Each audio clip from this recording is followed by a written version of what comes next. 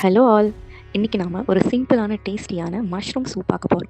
இதுக்கு தேவையான இன்க்ரீடியன்ஸ் என்னென்னு பார்த்துடலாம். மஷ்ரூம்ஸை நல்லா வாஷ் பண்ணிவிட்டு க்ளீன் பண்ணி வச்சுக்கலாம். சம்டைம்ஸ் மஷ்ரூம்ஸில் நிறையா டர்ட்ஸ் இருக்கும். ஸோ அதை ஈஸியாக க்ளீன் பண்ணுறதுக்கு மஷ்ரூம் கூட கொஞ்சமாக மைதா மாவு ஆட் பண்ணி நல்லா மிக்ஸ் பண்ணி க்ளீன் பண்ணிங்கன்னா நல்லா க்ளீன் ஆகிடும். தென் மஷ்ரூம்ஸை கட் பண்ணி வச்சுக்கலாம். உரிச்ச பூண்டை பொடி பொடியாக கட் பண்ணி வச்சுக்கலாம். சூப் யூஸ்வலாக நம்ம சின்ன வெங்காயம் யூஸ் பண்ணுறது ரொம்பவே டேஸ்ட்டாக இருக்கும். ஸோ சின்ன வெங்காயத்தை கட் பண்ணி வச்சுக்கலாம். ஸ்டில் இது மஷ்ரூம் சூப்ன்றதுனால ஜஸ்ட் ஒரு டேஸ்ட் என்ஹான்ஸ்மெண்ட்டுக்கு தான் ஒரே ஒரு தக்காளி நல்லா ஃபைனாக பேஸ்ட் பண்ணி வச்சுக்கலாம். இஞ்சியை துருவி வச்சுக்கலாம். நான் கிரேட் பண்ணி அதோட சாறு மட்டும் எக்ஸ்ட்ராக்ட் பண்ணி போகிறேன்.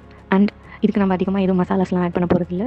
ஒரே ஒரு பே லீஃப், அதில் கிராம்பு நம்ம இன்சர்ட் பண்ணி வச்சுக்கலாம். அண்ட் கொஞ்சமாக திக்கனிங் ஏஜென்ட்காக கார்ன்ஃப்ளோர் எடுத்துக்கலாம்.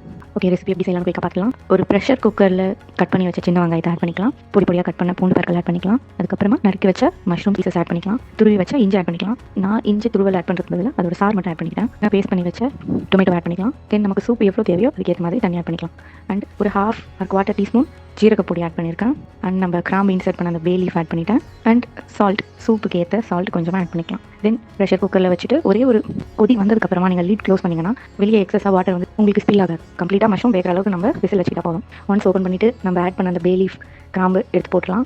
அண்ட் நம்ம கரைச்சி வச்ச கார்ன்ஃப்ளோரை அதில் ஆட் பண்ணிக்கலாம். ஆட் பண்ணிவிட்டு கொதிச்ச உடனே அந்த சூப் கன்சிஸ்டன்சி நமக்கு கிடைச்சிடும். தேவையான காரம், மிளகுத்தூள் நம்ம ஆட் பண்ணிக்கலாம். உங்களுக்கு எவ்வளோ காரம் தேவையோ நீங்கள் ஆட் பண்ணிக்கலாம். தென் இந்த சூப்புக்கு இன்னும் கொஞ்சம் ஃப்ளேவர் அதிகப்படுத்துறதுக்காக ஒரு சின்ன தாளிப்பு ஒன்று போட்டுக்கலாம்.